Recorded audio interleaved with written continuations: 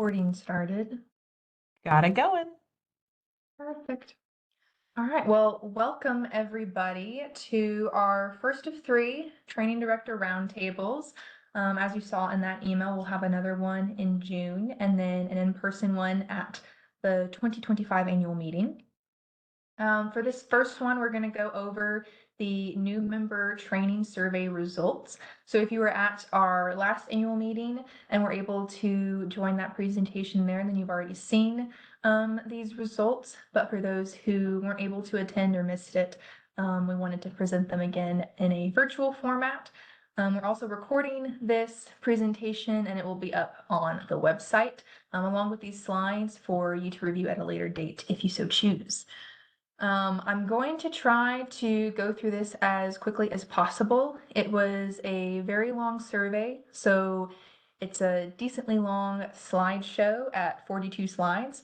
So I'm going to talk a bit fast. Mary Pearl and Michelle are going to monitor the chat, so any questions you have throughout the presentation, feel free to drop those in the chat. We'll try to get to all of them at the end, and then we'll just go from there. But without further ado, into the survey. There we go. So about the survey, I know some of you are new presidents and new training directors. This was a survey we completed last year to collect information on how each chapter is conducting their volunteer training classes for their chapters. And we had 42 of the 49 chapters complete the survey. The survey had 64 questions, so it was a whopping survey. And the categories were covering the applications, training schedules, finances, curriculum units, engagement, and the end of training. The survey had select all that reply responses as well as open-ended questions. So a lot of good information that we got from this survey. We analyzed those results using the constant comparative method, which if you're familiar with research softwares, there's a software called NVivo that uses this method. Basically, it's finding themes, going through responses and pulling out keywords and themes that we're seeing throughout multiple responses, and then using those to create our statistics. And then we also use descriptive statistics where applicable. And we will have the chapter answers. We do have the chapter answers maintained at the state level. So if you see a category where, hey, I want to try doing new member this, that, what chapter said that they do that. We do have that information that we can share on a case-by-case basis. We won't be releasing the responses to you, but if you want to contact chapters who might do something that you are interested in trying, we do have that available to you. So the first category that we had questions in, we're just going to go in the order that the survey had its questions. The first category was new member applications and outreach. And the first question we asked was, how do you promote your new member training in your community? This was a select all that apply question, and most said social media, followed by email lists and flyers or posters. We also had a lot say they promoted at events, and then other. And some of those other responses, when you selected other, you could fill in the blank. Some of those were word of mouth, websites, partner organizations, chapter meetings, chapter advisors, and local news shows. We also asked if you have an application process for new members. Most responded with yes at 38 chapters, saying yes, they do, followed by no and not applicable. And this is where we're going to get into some of those key themes. All of these bullets that you see were themes that emerged throughout analyzing the responses. And if a bullet is in bold, that means it was a key theme. So it was seen very highly, very prevalent throughout those responses as we analyze them. So some of the key themes that we saw for those applications is, yes, we have an application that collects a brief summary of the individual or their skills and fun facts about the candidate. The application serves more as an interest form that precedes a final application, so more so collecting some demographic data about the person before sending them the full application. And also the application sets expectations of commitments for the course and the program, which is very good to see because since we are a volunteer-based organization, it's good to set those expectations at the beginning of that application process. We also asked what you do once you receive an application, and some of the key themes we saw for that were those are scored based on a rubric before acceptance. They send out course information in the final application, again tying back to that first application is more of an interest form. And another key theme we saw was they start a VMS application and background check. The methods used for collecting those applications, this was a select all that apply question, and some of the top ones we saw were a form on the website, other, and email were the top ones. Some of those responses in other were filled out in person, hand delivered at an event or an extension office, mailed in, or collected by phone. And then PDF and Word documents were another way that applications are collected, as well as VMS. We asked when your application deadline is compared to your first day of class.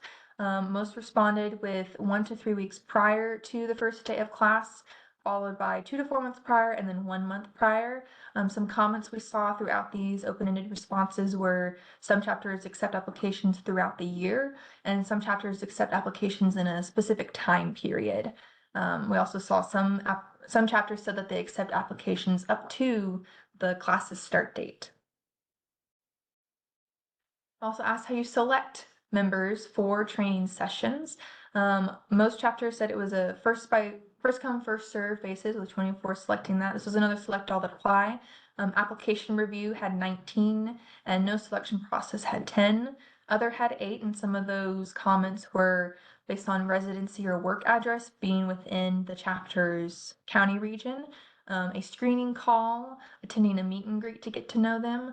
And then some said that this was the first year since COVID where they needed to limit their class size, which is honestly a kind of exciting comment to see in the survey, because that means we're kind of getting back to those pre-COVID numbers of having a lot of interest in doing in-person volunteering in local communities. I also asked what factors you look for in new trainee applicants. Some of those key themes, and you'll see we have some stars here. So those stars indicate that this was a highly key theme. So basically every respondent had some form of that response in their survey responses. And so when you see the stars next to a bold bullet point, that means it's a very key theme. So for this section, 2 key themes that we had were the ability to give time, attend training, and volunteer, as well as the willingness to serve, which again, going back to what I said earlier, that's a good thing to be looking for in applicants, since we are a volunteer-based organization, and that is, in the end, the goal, is to create those volunteers. Some other key themes that we saw were background and professional experience, or past and current volunteer experience. And then just some other themes that were noticed throughout the responses were areas of interest, desire to learn and teach, diversity of background, and then passion for the Master Naturalist mission. And we did have some responses say that they don't have any factors that they look for, and the key theme we saw through that is a first come, first serve basis. We had some other themes saying that residing in the chapter's region was very, or in the county, that the counties that they serve was very important. And also they emphasize the train and volunteer expectations, and they find that naturally weeds out people. We asked what the average training class size was for each chapter. Most responded that it was in that 21 to 25 range, followed by 26 to 30, and then 11 to 15. We also asked if you have a wait list for people trying to get into your training class. 17 chapters said yes, 15 said no or not applicable, and 9 said it was more of an interest list. And that goes back to that first application being more of an interest form, kind of collecting who might be interested in participating, and then using that as a wait list, so to speak, for sending out that information to people who said they were interested. And some of those additional comments that we saw throughout these responses were they would use a wait list if needed, but they haven't needed to yet. For some of those interest lists, it continues year to year. Excuse me. The open seats that they have go to those interest lists first before the general public, and then some emphasize that they really do that first come, first serve. We also asked about collegiate trainees and if you have a kind of specialized program for them or if you seek to engage them. 6 chapters said yes, 22 said no, are not applicable, and 14 said yes, they do have collegiate trainees, but they don't focus on collegiate trainees and don't treat them any different than their normal trainees. Some of those additional comments that we saw were they found that people in college tend to not have the free time needed to certify, or they find that they need jobs or paid internships more than completing volunteer work. Often find that they don't complete the certification, and then some of those that do have those collegiate trainees say that they'll often allow certain courses that they might be doing in school to count towards various certification requirements. So before we move on to the next slide, we're going to look back again at the average training class slides. 21 to 25 is the highest, 26 to 30, and then 11 to 15. So that's the average size that you're saying your training classes are. And then the next slide is what have you found to be the most effective or impactful training class size? And we saw that most chapters said 16 to 25 is that most impactful range. So it's nice to see that most kind of fall within what they feel like is their most impactful training class size. And that was followed by people saying 15 and under. They found that to be the most impactful size. And so some of those additional comments, as you can see from the graph, 10 to 25 is kind of that sweet spot for most people saying that they found it to be the most impactful. And then some of those things that we saw for the reasons for that was manageability for the chapter, ease of integration for the trainees into the chapter once they complete training, ease of assistance for helping those trainees. They found the trainees to be more interactive in smaller class sizes, higher quality of experience for those trainees, and also member longevity, keeping them in the chapter longer. We also had people note that they'll sometimes have 2 field trip options for the same topic to help manage class size if they do have one of those larger classes. We also asked what factors you might have that help limit training class size, that limit your training class size. And the 2 key themes that we saw were field trip logistics and size, as well as meeting room size and availability. And when I gave this presentation at the annual meeting, there was a lot of nodding of heads as we got to this portion. So there might be nodding of heads behind your computer screen. And then the other key theme that we saw for this was teacher and mentor availability. So scheduling seems to be the key theme for what might limit training class size. We also asked if you have any orientation events for new members. The 2 key themes that we saw for this was, yes, it's the first part of the first class, and then yes, it's a kickoff event or a meet and greet or an orientation that's prior to the first day of class. So some people integrate it into their first day, and some people have it as a separate day from their first class. We also asked if there was a training packet for the new trainees. 31 chapters said yes, 11 said no, are not applicable.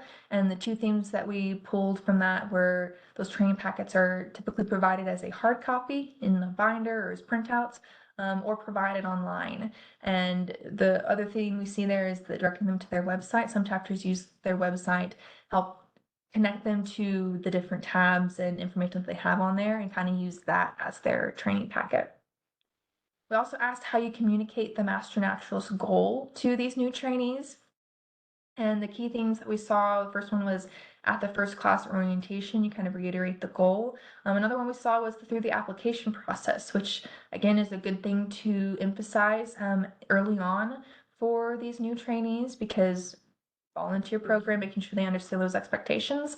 And then the other thing that we see here is on the training class marketing materials, which again goes back to making sure as people are starting the application process and looking to getting involved, they know what the expectations are and what the goals for the program are.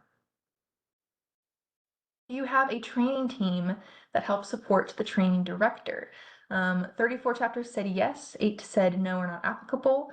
Some key themes that we saw for this were is a small committee providing input, or subcommittees with each aspect of training divided up into different subcommittees.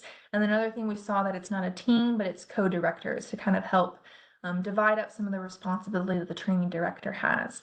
And you can see some of those other things we have there is some will do class coordinators for different topics, have classes divided into pods, they just started with the training team, and things along that line.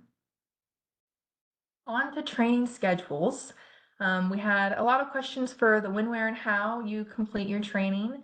The first question we asked for this category was, how many trainings do you host in an average year? Most chapters said 1, with 31 chapters responding that way. 7 said it depends, and 4 said 2 trainings. Some comments we saw throughout this response was they host trainings every other year. Fell into that it depends. Or they just moved to 2 classes. Some said they tried 2 classes and then moved back to 1. Some said they plan to add a second one soon, but just haven't yet. And different things like that. We also asked what season your training begins in, and this was a select all that apply. Most said fall or spring, followed by winter. And some of those comments were it starts in one season, but it's a long process, so it goes into another. And then a lot of people mentioned that they like to base their training sessions off of college semesters. For the days of the week that you hold your class sessions, this was a select all but apply. Most said Tuesday or Saturday with 15 responses for both of those, followed by Thursday at 13 responses, and then it depends at 8. Some comments that we saw throughout that was they'll alternate the day of the week based on the season that they're hosting the class. Or it just depends on classroom or presenter availability, or they just started trying a new day of the week to see if they can get any new people who might be interested with different schedules. I also asked what times of day you hold your class sessions. Most of them they do it in the evenings with 25 selecting that, followed by it depends at 13. We have a lot of it depends coming up. Some of those comments that we saw were some people include class and fieldwork into one long day. Some, it depends on the season. If they do the 2 classes in a year, they'll do one in the evenings, one in the mornings. So again, trying to meet schedule needs for a variety of different people. Some say they alternate years for when they do it to again fit into people's schedules. And some said that they're recently switching to a different time of day to try and reach a different demographic. For days of the week that you hold field sessions, most said they do it on Saturdays, with 37 selecting that. 12 said it depends. Some of those comments we saw that they do it mostly on Saturdays, but they do change if needed. Some going back to that, having one long day, they have it follow behind classes. So they do it depending on that. And again, some people try to switch it up to accommodate different schedules and make sure that people can attend around whatever other schedule they have to work around. We also asked what times of day you hold field sessions. Early morning was the top with 24 responses, followed by late morning at 16, and then early afternoon at 11, and then it depends with 10. Some of those comments we saw were it depends on the season, it depends on when the class session ends, again for those one big long day sessions. Some say that they specifically try to do some field sessions at night to get a different kind of experience. And then a lot of people mention that it has a lot to do with the weather and the wildlife, so they try to do it in the mornings to work around that. I also asked what format you host classes in. Most of they do it in person only with 21 responses. 15 said other, and we'll get to those additional comments. And then 6 said they do an in-person and hybrid combo. And so some of those comments we saw that they provide a hybrid option, but they really encourage the in-person attendance. Some said that they don't do hybrid, but they do have some hosted in person and then some hosted online to kind of have a balance between the two. And then people mentioned that they have hybrid, but they only use it for excused absences or to have it as a resource for future use for classes. And a lot of people mentioned that they've mostly transitioned back to in-person post-COVID. For makeup policy for Ms. classes and field sessions, some key things that we saw were attending the equivalent at a neighboring chapter is used as a makeup policy. Watching recordings, again, some are using those hybrid formats, and so then they have these recordings, and attendees or trainees can watch those recordings and submit a summary, and that counts as makeup attendance. And then some chapters host extra sessions to serve as makeup, some for the trainees. Some other things we saw were watching the recordings and then answering a set of questions about it, or attending the equivalent class at the next training class session. For how many classroom sessions you host, most said they host around 11 to 15 class sessions, followed by 6 to 10. Some of those comments we saw that it varies by season. Some plan extra for those makeup policies and also just general unforeseen circumstances. and some add their orientation event into their classes, even if it serves as a separate event. For how long classroom sessions are, most said that they're about 3 hours long. One of the comments we saw a lot was the hours depends on the topic and schedule. So a lot of chapters found it difficult to give a definitive range of how long these sessions are, because they really emphasize that it really depends on what they're talking about, who's talking about it, and where they found a place to talk about it. I also asked those same questions for field sessions. For the number of field sessions that you host, most said 6 to 10, followed closely by 5 or less. Again, some comments we saw where it changes based on the season and that extra are planned to help for unforeseen circumstances and makeup policies. And for how long those last, most also said about 3 hours, followed by 2 hours or less, and then 6+ hours. That 6+ hours kind of goes into that having a big, long, all-day session to cover a lot of topics in one go. Some of those comments that we saw were they host several shorter field sessions in a day to try and accommodate with people's schedules. Most had a range of hours depending on the topic of a location. And then again, some offer those all-day sessions to try and get things in one go to, again, help as a way to accommodate people's schedules. For the financial structure of the chapters, the first question we asked in this category was, how much does your new member training cost? And most said, with 22 responses, that it costs between $101 and $150, followed closely by 15 respondents saying that it costs between $151 and $200. And in those additional comments, we saw that some people collect a fee with the application to kind of ensure interest of the applicant, and then that fee is applied to these training costs. Some say that they have cheaper rates for either couples or college students, and then some say that this rate includes the individual's first year dues. We also asked at what point you collect the training fee, and 16 responded that it's with the application. Some said once the seat is confirmed or other, and then some said that they collect it on the first day of class, and that was a select all that apply. So there could be multiple ways that people are collecting those, or when people are collecting those. Some of those comments we saw that some do monthly installments on a case-by-case basis. Some push it back to work around scholarship deadlines and having those applied to individuals. Some will collect it at the first day of class or at the pre-class orientation, or after the application but before the class, and so kind of in a range between those two. We also asked what these new members receive with their training class fees. The key themes that we saw were goodies, name tags and trainee badges, shirts, and then their Master Naturalist curriculum. I couldn't list all of the goodies that were listed in these responses. There was some cool stuff, so I just kind of went with the things I saw the most, like totes, bags, pins, hats, notebooks. Then some other key themes we saw were meals at certain sessions that helps cover the cost of food for those events. Also those new student binders or handbooks when chapters were using those, as well as snacks at different training sessions and field sessions. Also asked if you provide scholarships for your training classes. Most said yes, with 28 respondents, followed by no or not applicable at 14. Some said that they have in the past, but they haven't recently. Some say yes, they have a formal application process for them. Some say yes, but it's as needs arise. They don't really have a formal application for it. Some say they plan to start offering some, and some say they would, but they haven't had someone reach out with a need for that. For how scholarships are funded, this is a select all that apply question, and most said it was chapter funds with 19 responses, followed by they don't have scholarships or it was individual donations at 14, and then other had 7. Some chapters in the additional comments said that they include it within their education budget for their training, so it's already just factored in with everything. Some say that they have a lot of memorials that help serve to act as scholarships. And then some chapters mention that they have a chapter library with used textbooks that have come from either members who have moved away and no longer need it, have passed away and no longer need it, or the chapter or some individual has purchased extra to then donate to the chapter to help apply to someone's application to then lower the cost that textbook would add to the fee.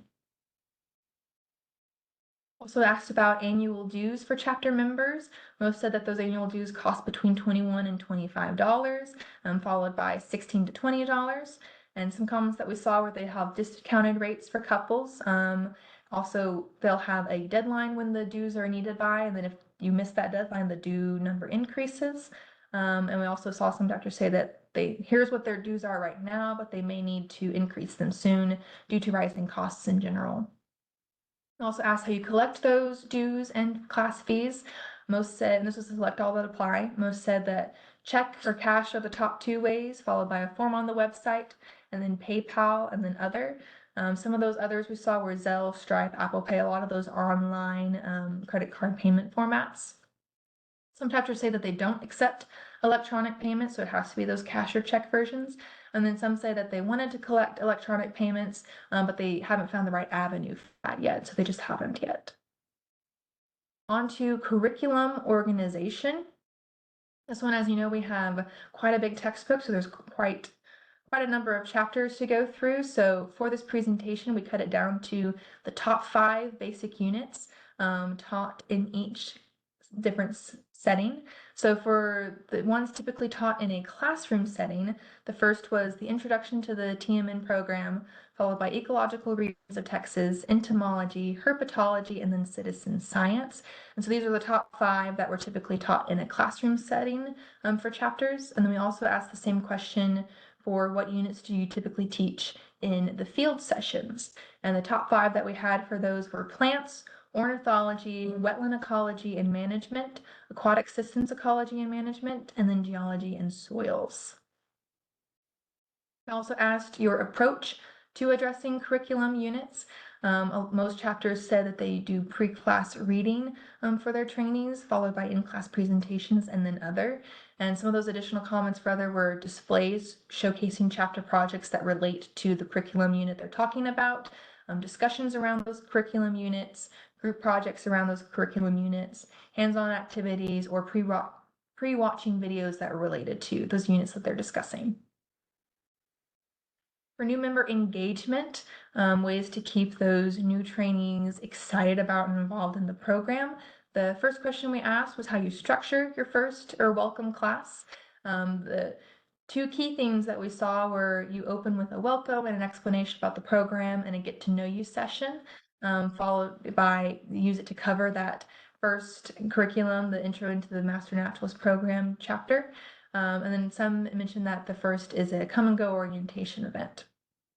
As you can see, those were the only 3 things that we really pulled from this. Those were the 3 key themes. So some additional comments we had that related to each of those themes where a lot of people use these as there's a meal or there's a potluck or at least a bunch of snacks, games and icebreakers, a way to overview the program and the chapter. There's usually a meet and greet where the trainees introduce themselves and the training team introduces themselves. Often there's an intro from the president or from the advisors, and some use it as a way to have a chapter project highlight to again showcase some of those projects that those trainees can get involved in, as well as a VMS how-to or informational session.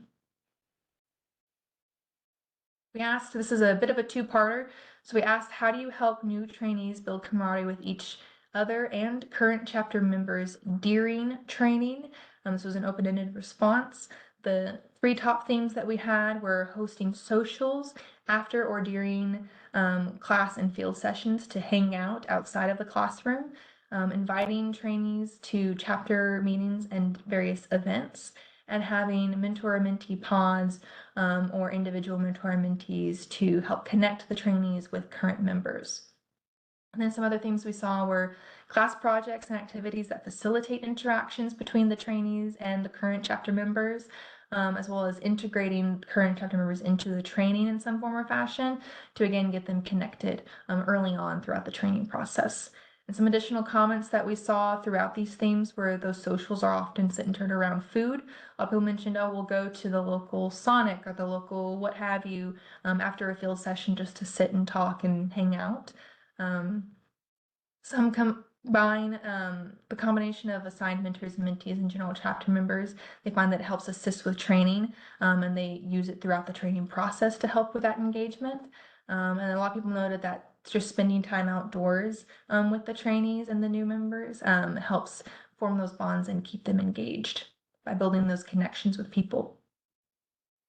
We asked the same question, but this time, how do you help build that camaraderie after they have completed the training? And the key themes that we saw were those mentors and mentees continue after the training has completed. You encourage new trainees to get involved as much and as quickly as possible. And Slack, emails, and other regular communication about chapter activities is a way that is used to help keep them involved by helping them know what's going on and where it's happening. And then also volunteering together. That goes back to that spending time outside together is a great way to bond with them. And so inviting them to volunteer in different projects has been a way to keep them engaged and build camaraderie. Another theme was recognizing the new trainees at chapter meetings and helping to encourage interactions with the members as a way to help get them involved and get them to know the current members and the current members to know the trainees as quickly as possible. Some additional comments we saw that some people are seeking to improve in this area. Some have a chapter membership directory to help with those connections and form in the term of contact information. Some emphasize having new trainee attendance at monthly chapter meetings has seemed to be very beneficial for encouraging their involvement. Some try to get them involved quickly by inviting them to present on a topic that they're interested in at a chapter meeting. And some ask those recently graduated trainees to then help with the next trainee class to keep them involved and get them involved and help them train the next class coming up. Touched on this a little bit. We also asked if you have a mentor program, and most chapters with 27 said yes, followed by no and not applicable at 15. Some of the comments we saw were not at this time, but we're looking to start, or about to start. No, because it was too difficult and not successful to coordinate. Some say yes, but it's more informal. Some say yes, and it's very structured. Some say yes, but it's not used as much as they hoped that it would be. Some have it more structured where it's the trainee team and committee that serve as the mentees, and some use volunteers from the chapters. So a wide variety of how these mentor programs are conducted. And if you're wanting to see some specifics, we had a past TMN Tuesday in 2024 that you can go to that page and see some chapters talk about how they structure theirs if you wanted to see some specifics. So training completion, we're nearing the end of this presentation. We asked if you have any final projects or a project fair for training classes, and most said no or not applicable with 23 responses, followed by yes at 19. For some of those yeses, some said they have a class-specific iNaturalist project. Some are asked to make a presentation. Some just have projects that are displayed and presented at graduation to help show those trainees ways that they can get involved with the chapter. Some have had it in the past, but they don't always do it. And some do a volunteer fair where it's a big event to get those new trainees involved in various projects that they have with the chapter. We also asked about unit or final tests for new trainees, as well as pre and post training evaluation forms. Now, it's important to note that neither of these are required from us at the state level, but some chapters do utilize them in their training. So this was more to gauge if you're utilizing them and how. And so for the unit and final tests for new trainees, most said no or not applicable at 36, and 6 said yes. Some of those comments that we saw for this question were they do a lab practical with 20 questions. A lot mentioned something where they have kind of a knowledge check. You can see chapter quizzes with their open book, more of a review than a test, more of a what did you learn questionnaire, kind of a way to have the trainee gauge their knowledge in a way to see what they've learned, but taking the pressure of a test off of it by having it be open book or more of a questionnaire and just write what you learned. And for the pre-training and post-training evaluation forms, most said no or not applicable with 23 responses, followed by yes at 19. And some of those comments we saw that some chapters are currently updating theirs. Some said no that they don't, but they want to. And then those that said yes say that it's at the end of classes or at the end of training, start and end of training. And then some said that they do it, but they don't really get many responses from it. We asked if you celebrate the completion of the training class, which is just that 40 hours of combined class and field work. And the two main things that we saw from this were, yes, it's one big celebration for those who completed the class and those who reached the initial certification at the end of that training class session. And then another key thing we saw was that whatever you do, there's a potluck, a meal, cake, snacks, and make it a fun party. Some other things that we saw where it's a separate celebration from class days. There's a class group photo. It's combined with the final class. And then for do you celebrate initial certification, which is that 40 hours of training, 40 hours of service, and 8 hours of advanced training. The two key themes that we saw were awards and gifts are given at the next chapter meeting as they occur. And then the other key theme that we saw was, again, that one big celebration at the end of class for those who completed the class and those who reached initial certification. And then another thing we saw was they're recognized at an annual banquet or end of year celebration and a big party for the whole chapter. Also asked on average how long it takes new members to become certified master naturalists once the class has concluded. I couldn't get any hard numbers for this one because, as you can see, one of our key themes was hard to predict because it varies greatly. But another key theme that we had was that most complete it within 6 months to a year of their start date or by the end of class. So it's very encouraging to see that a lot of individuals are highly motivated to get that initial certification and that they do complete it so quickly. And then the other thing that we saw was many double certify by the end of the class or the end of the year. We also asked about new trainee retention rate, both in the first 2 years and in the first 5 years. These are both open-ended responses, and for the first 2 years question, I was able to pull some of the numbers that were provided to get the graph that you see there, but I didn't have enough of that concrete data for the second question for the first 5 years to pull those same numbers. But for the new trainee retention in the first 2 years, we can see that most fall into that 50 to 60%, followed by 71 to 80%, and then 61 to 70%. I'm a glass half full kind of person, so the fact that the top three are all above 50%, I think is pretty good. I think we're doing pretty well for that. Some of the responses that we saw for this question were that life seems to get in the way for people, or that people just get busy, and that they often see that that's a reason that people might not continue along with the program. And the second key theme that we saw for that is that a lot of members will move.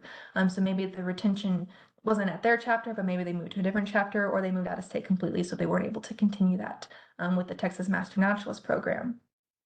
Another bullet to mention is that some trainees seem more interested in gaining knowledge than volunteering. And if we think back to some of those slides that we saw in the beginning of emphasizing the purpose of the program and the mission of the program at the beginning in the application process would be beneficial to help try to weed some of those who are just interested in getting that title, so to speak, and not actually getting out in their community and volunteering. For the average new trainee retention rate in the first 5 years, a key theme we saw was difficult to estimate. We didn't have a lot of concrete numbers for that, but a lot of people mentioned that if they do see a lack of retention, it's often due to quote unquote life, moving, lack of time, the things that we mentioned in the last slide or in the last question as well. We also saw some things that it really just depends on the person's season of life. Again, we talked about some of those collegiate trainees that they're in a more turbulent time, you could say, so they might lapse because of that. Many noted that they have people that stay even though they've technically lapsed in certification and then will recertify again once they find the time again. Some mentioned that they're trying to attract a younger demographic and that they've noticed that leads to less retention due to their life adapting because, they're in that younger stage, things change a lot for them, and so they see that lack of retention because of that. And then some noted that once they join, they tend to stay, which is an exciting thing to see as well. That is the end of the presentation. I know I went through it fast. I wanted to make sure we had time to answer any questions that ended up in the chat. And again, the recording will be on the website later for you to review, and as well as the slides will be on the website for you to review later if I went too fast. That was one of the questions, Hannah, was, are the slides going to be available on the website? And you just said, yes, they will be available on the website here shortly. Will you be emailing that out to all training directors, that link, or do we have it available on, you've probably done it already, haven't you? I can email it out for the slides, but if you want to check before I might get the email out, it will be on the Naturals News page. So if you just want to check there periodically, it will be, the recording and the slides will be on that page. Same how we do it for president's meetings. Perfect.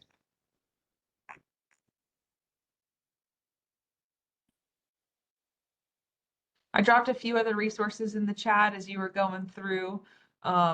There is a form on the website to collect new training class information. So the link that I put in the chat, if you scroll all the way to the bottom, there's a form. If you don't see your chapter listed there, Hannah is updating that pretty regularly to collect the next training class for each of our chapters. If you have a class coming up in 2025, spring and or fall, and then you have all the dates and the information, go ahead and fill that form out so she can get that shared.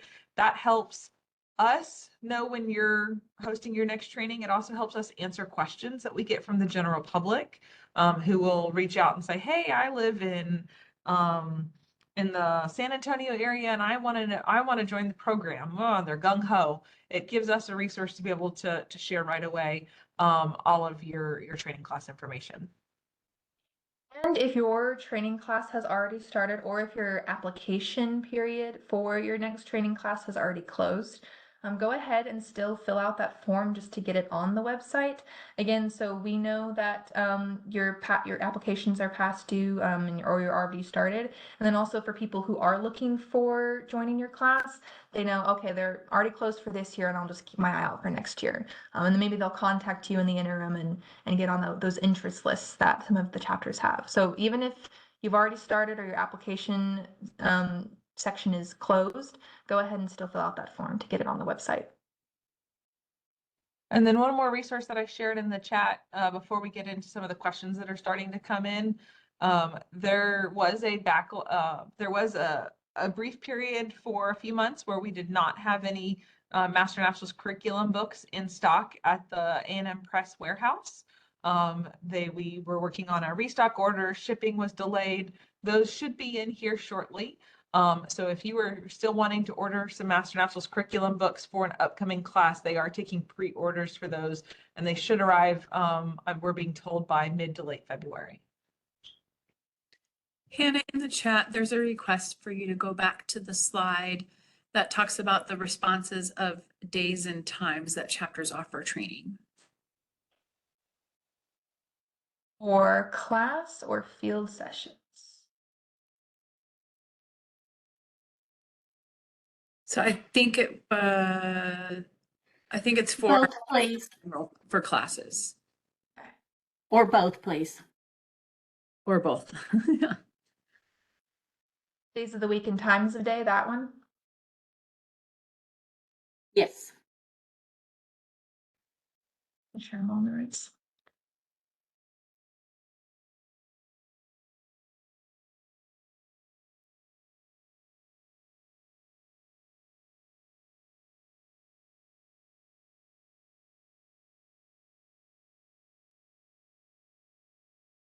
For Susan, yes, there's a different notification for, you'll get a different separate email for president's meetings.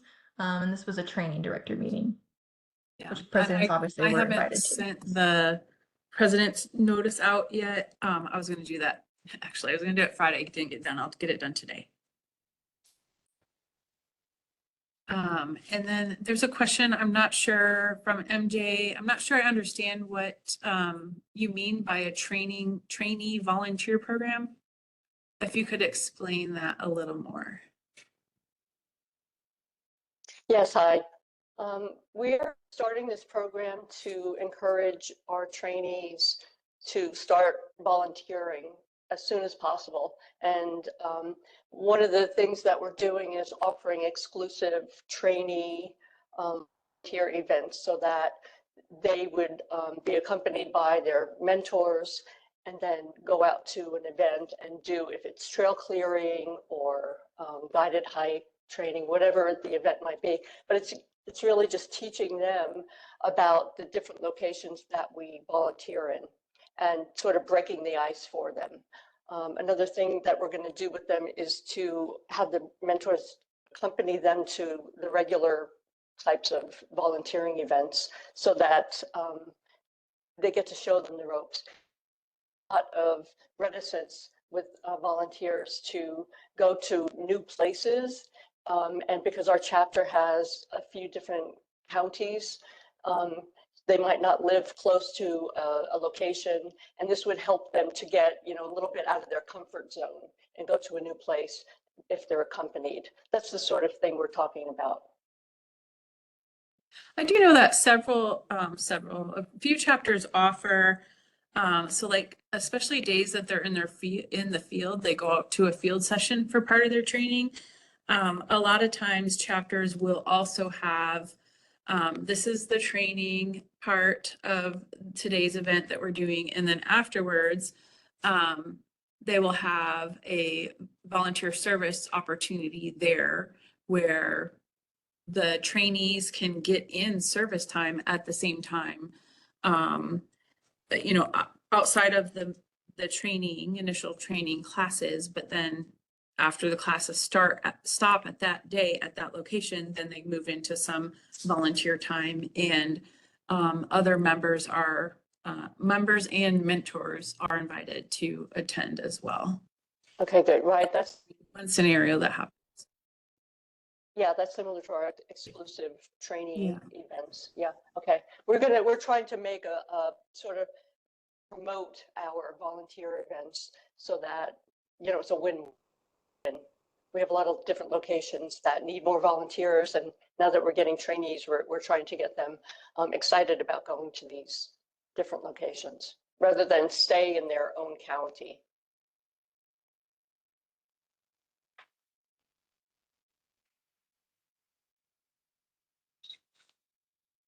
I have some other questions that I can answer from chat. Karen and Mickey, sounds like they both are echoing the same question about if we can't get books from A&M Press before the start of our training class, can we use ebooks? So our our curriculum was co-published or was duly published as both a hard copy and an e-reader, and is available at any time for your members to purchase as an e-reader. Many chapters will on the application will ask their interns if they want to purchase either an e-reader or the paper book. As some chapters or some members like to use the e-reader version. So you can absolutely do that. Ask your members or your trainees if they want to use the e-reader version in the interim. I think that that's an individual choice, what works best for each individual trainee, a hard copy or an e-reader. I will ask to see if the dates are solid for mid to late February from A&M Press, and we'll share that information. The other option is to ask a neighboring chapter. So some of our chapters pre-ordered books for the summer and for fall classes, and may have a stock of books held for a little while. So you may be able to borrow from a neighboring chapter a couple of books while we're waiting for that kind of stopgap of books. Or you can borrow from current members, have, like Hannah has shared before, have that book library or shared book resource from current members for that potentially couple weeks that we may not have books available for your new trainees to order. And the ebook is not set at a solid price. I do see Rebecca answered it. It's at $56 currently online on platforms like Amazon, but that does range. It is not, unfortunately, a set price all the time. You need 72 books, Karen. We can definitely ask for when those are going to come. Let me see what Kelly said.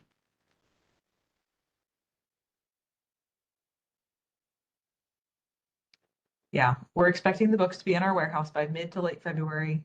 Book order folks confirm that they can take pre-orders now, but nothing will be charged to you until the books are in-house.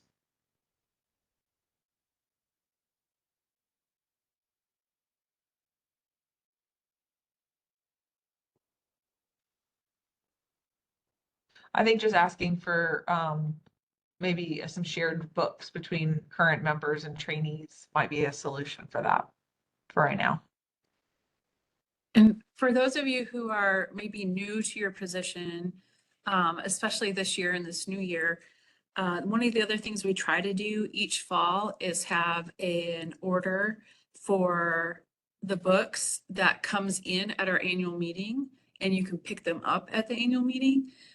So for your planning purposes for next year, we tend to offer that each year in the fall for pickup at the annual meeting. You save on shipping costs for doing so. And that is when a lot of chapters order their manuals, training manuals for the upcoming year also. So it's a big discount for doing it that way too. Those emails usually go out to presidents and training directors about early to mid-September, and those orders are due usually by the first week of October.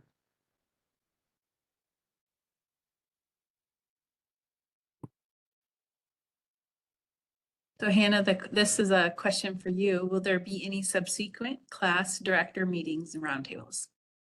Yes, and there was a little tab at the bottom of that first email, but obviously I'll send another email once we're closer to that date. Our second one is June 17th, the same time, noon to 1. And that will be a little more discussion based. We'll pick a couple of topics that at the end of this survey we asked if there were any other questions that you felt like we missed or any other topics you're interested in talking with other training directors about. And so we'll select a couple of those to have kind of a facilitated discussion about those different topics. And so that'll be a little more discussion based. And then our final one for the year will be at the annual meeting in person. And we'll probably set up an owl so people who aren't able to attend the annual meeting can attend online. And that'll also be a little more discussion based as well, based off of things that people have mentioned they want to talk about. So yes, 2 more. Mark your calendar, June 17th. And then October during the annual meeting, time and date TBD. And we'll send more information out for those once we have that solidified.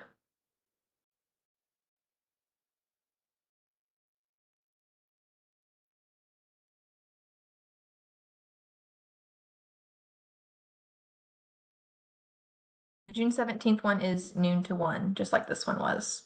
And the meeting link will be sent out earlier than it was this past time.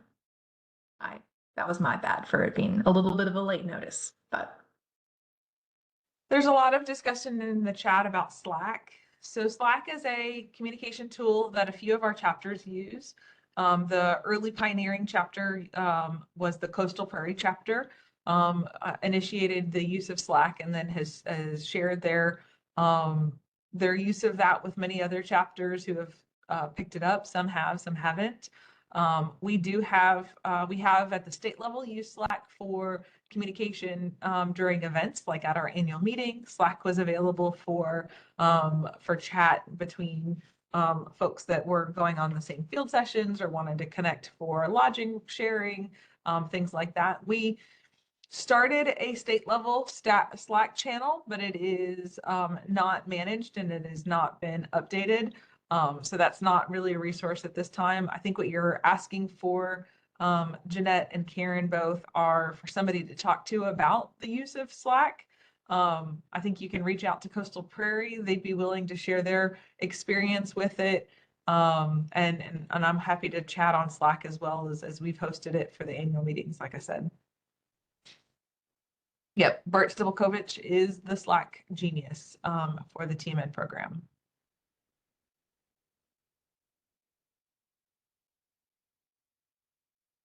we have about 6 minutes left if there are any additional questions, either relating to the presentation or just for each other within the chat.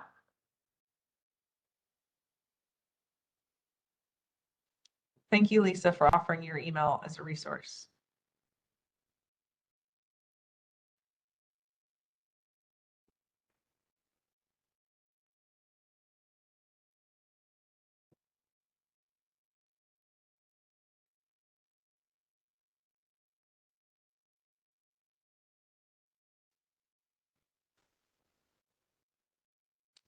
I hope everybody is staying warm, but also gets a chance to go outside and enjoy this one day of heavy winter that Texas gets a year.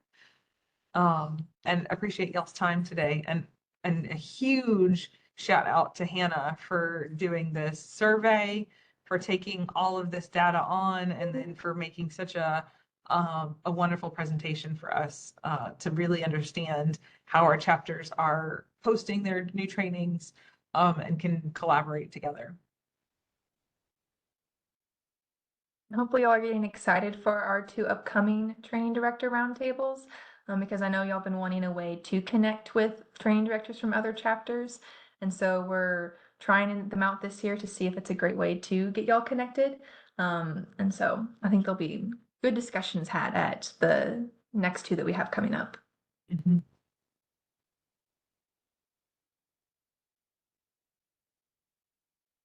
All the kudos, Hannah.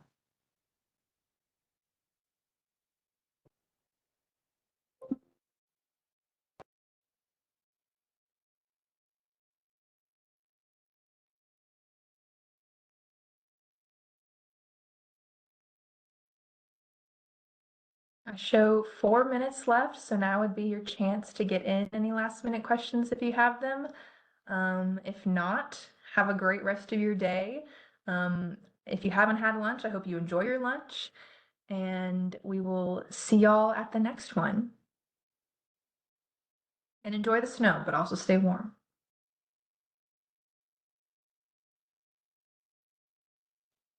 Thanks, y'all.